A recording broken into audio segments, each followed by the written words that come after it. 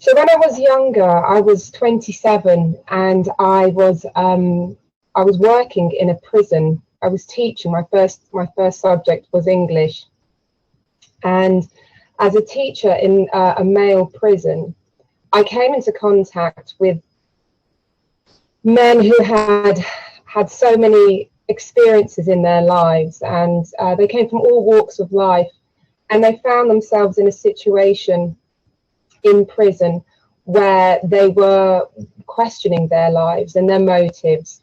That experience was absolutely phenomenal for me. I spent almost a year and a half working in the prison, and that, in conjunction with my own personal experiences, led me to the decision that I wanted to do more.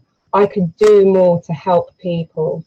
And hope was so important, and I saw hope in prison, amongst my students and colleagues in schools as well, and that made me make this choice in my own career and in my life. I wanted to help people. Yeah, it's really good. So it is empathetic, actually. That's really good. So tell me, what are your unique special points or features about yourself and your basically your coaching, so that people are comfortable with you and contact you again and again for your coaching? So I think the fact that I've had so many experiences in my own life. I'm a single parent.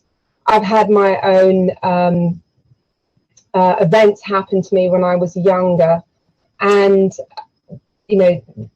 I wouldn't wish any of those situations or circumstances on anybody, but I do believe that we each have a story to tell, and each event that happens in our lives is a learning experience, no matter what has happened to us, even if it's learning about changing our attitude towards situations that we face going forward in our lives. And I believe that my own experiences, I've learned so much from them that I can show compassion, empathy when it's needed, but I can also provide clarity and objectivity when I work with my own clients.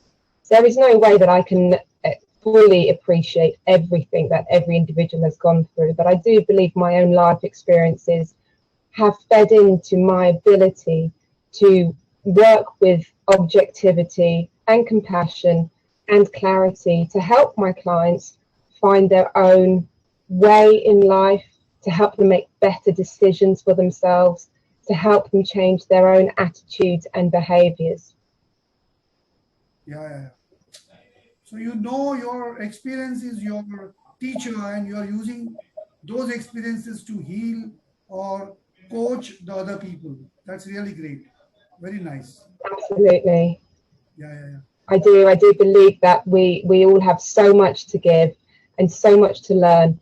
Occasionally we get so lost in our own heads and experiences, however, that we need a helping hand, and we need some objectivity and some skills as well to learn how to navigate and to make choices for ourselves that have a better outcome. There's no point making the same decisions over and over again and expecting a different outcome. We have to change our behavior and our thinking around events in life. Okay. Yeah, life is great. Yeah. Tell me Life is about great. tell me about your success stories. You're coaching somebody, and he really picked up your coaching and transformed himself to such a good thing that he's now doing very well in his career. So I worked a while ago with a young professional who had found herself in a position of leadership within her own organization. And to the outside world, she came across as confident and knowledgeable, and she was a highly experienced individual. But she came to me and she said, I have panic attacks. I just have panic attacks before I go into board meetings, and whenever I'm in a board meeting and I'm surrounded by all these men predominantly, she said, I clam up, I can't talk, my mouth goes dry, and I can't get the words out, and I'm really concerned that I'm going to lose my job, but B, I want to overcome this. How can I work on this? So we worked on identifying her strengths, focusing on those. We worked through some skills and techniques to boost her confidence in that respect. It's about understanding your own values and what you can bring to the table. And we really worked on her mindset there. And within a few weeks, we were having a session, and she said to me, Helena, it was amazing. I've been putting all these skills and techniques into practice. It's changed the way I hold myself. It's changed the way I see myself, and I project myself as well. And she said, I still have moments when I doubt myself, and then I remember, and everything that we've worked through kicks in, and I can go forward with greater confidence and be the person I know I am, the successful, experienced individual who I know I am.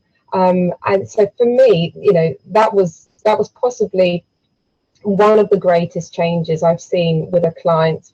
And I look back on that particular coaching relationship with great fondness. I'm so proud of her, and she's really proud of herself as well. Superb. Yeah. Any message you would like to give to our audience?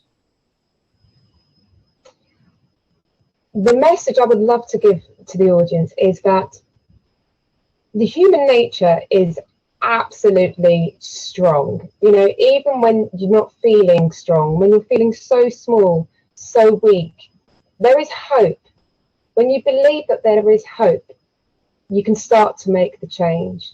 And making the change means stepping out of your comfort zone. It's called a comfort zone for a reason, even if it doesn't feel very comfortable, even if you're in absolute anguish in your comfort zone. Whilst you stay there, nothing will ever change. You can't grow and you can't develop. So take the step that you need to move out of your comfort zone and into your discomfort zone, because growth happens when you step into that discomfort zone, and to carry hope with you no matter what.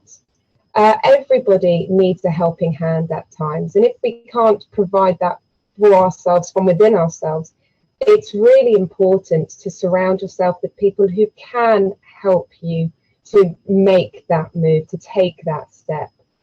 So look for the resources, whether they're books or people who are experienced, who you trust, to help to make that next step, because life is dynamic and we need to move with it for our own self-worth. So that would be my message. You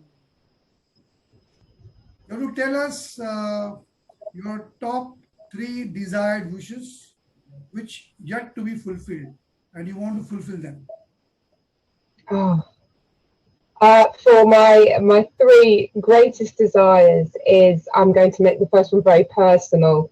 It's for my children to continue growing into the beautiful, successful young people I know that they currently are, and I would wish them to be. Second of all, for myself, I want to reach out and work with people who really want to make the change as well, because I hold myself up as my own testimony, the fact that I have changed and turned my life around so much. And I love working with people and seeing that change in them as well. And the third one is continued health and prosperity for everybody, myself included, because we within that, in order to do that, we should support each other to make that happen as well. I hugely believe in supporting and championing each other. So those will be my top 3.